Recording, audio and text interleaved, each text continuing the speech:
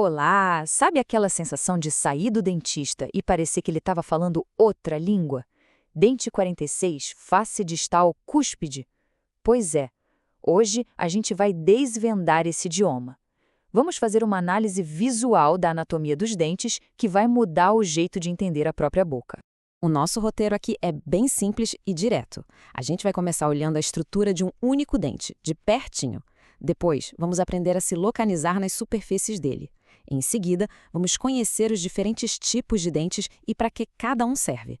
E, por fim, vamos mapear a boca toda e decifrar aquele sistema de números que os dentistas usam. Então, vamos lá! Bom, tudo começa pela unidade mais básica, né? Um dente só. Antes da gente conseguir entender o sorriso como um todo, a gente precisa conhecer as peças que formam ele. Se a gente der um zoom, dá pra ver que todo dente, não importa qual seja, tem três partes bem definidas: a coroa, o colo e a raiz. É uma estrutura super funcional e a gente vai ver cada pedacinho agora. A coroa, bom, ela é a estrela do show. É a parte branquinha, brilhante, que todo mundo vê quando a gente sorri. É ela que corta e tritura a comida. Mas olha que curioso. Apesar de ser a parte mais famosa, ela é só um terço do dente todo. Logo abaixo, a gente tem o colo. Pensa nele como se fosse a cintura do dente, sabe? É aquela zona de transição super importante entre o que a gente vê e o que está escondido.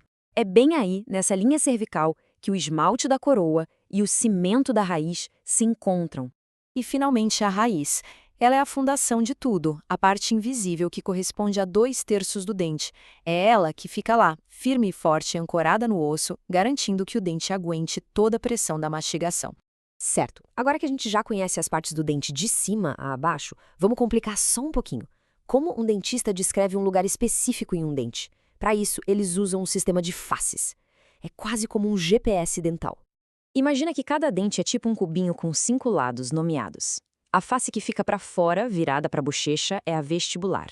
A face de dentro, virada para a língua, é a lingual ou palatina.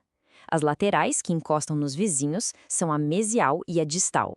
E, claro, a parte de cima, que morde e corta, é a face oclusal ou incisal. E aqui tem um detalhe bem legal sobre as faces laterais. A face mesial é sempre a que está olhando para o centro do nosso rosto. Já a distal é a que olha para o fundo da boca. Essa é a diferença que faz com que os dentes se encaixem direitinho, um do lado do outro, formando o arco. Ok, já vimos um dente por dentro e por fora. Agora, vamos abrir o ângulo e conhecer o time todo. Porque os nossos dentes não são todos iguais, não. Cada tipo tem um formato e uma função bem específica. É uma verdadeira equipe de especialistas. E essa imagem aqui ilustra isso perfeitamente. De um lado, o incisivo, com essa ponta fininha, que é uma verdadeira lâmina para cortar. Do outro, o molar, com essa superfície toda larga e cheia de relevos, que funciona como um moedor. Ferramentas diferentes para trabalhos diferentes. E essa tabela aqui resume tudo de um jeito bem claro. Olha só, os incisivos e caninos, que são os dentes da frente, são mais simples. Uma pontinha, uma raiz. Já os pré-molares e os molares, lá atrás, são bem mais complexos. Eles têm várias pontas, as cúspides, e várias raízes para aguentar o tranco da mastigação. A lógica é, quanto mais trabalho, mais robusta a estrutura. Então, já conhecemos os jogadores e suas posições. Agora, a gente precisa entender como o campo é organizado. Para lidar com os 32 dentes de um adulto, os dentistas criaram um mapa, um jeito bem sistemático de organizar a boca. E isso leva a gente a uma pergunta fundamental. Com tanto dente na boca, como é que um profissional aqui no Brasil e outro lá no Japão conseguem falar exatamente do mesmo dente sem nenhuma confusão? Falar o terceiro dente de trás não funciona, né? A resposta está num sistema de notação super inteligente. A primeira parte da solução é genial, dividir a boca em 4 quadrantes. A gente começa no canto superior direito do paciente e segue no sentido horário. Então temos o quadrante 1, depois o 2, lá em cima do lado esquerdo, o 3 embaixo do lado esquerdo e o 4 embaixo do lado direito. Isso já dá uma localização geral, né? Sino ou baixo, direita ou esquerda. Com esse mapa dos quadrantes em mãos, a gente está pronto para a peça final do quebra-cabeça. Chegou a hora de decifrar o código que junta tudo isso que a gente viu até agora. E o sistema é de uma simplicidade incrível.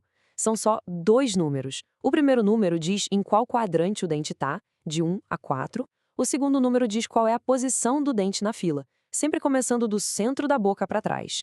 Então, o dente da frente é o 1, o do lado dele é o 2, e assim por diante, até o oitavo, que é o siso.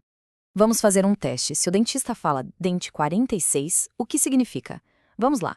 O número 4 diz que estamos no quadrante inferior direito. E o 6 diz que é o sexto dente contando a partir do meio, ou seja, é o primeiro molar inferior direito.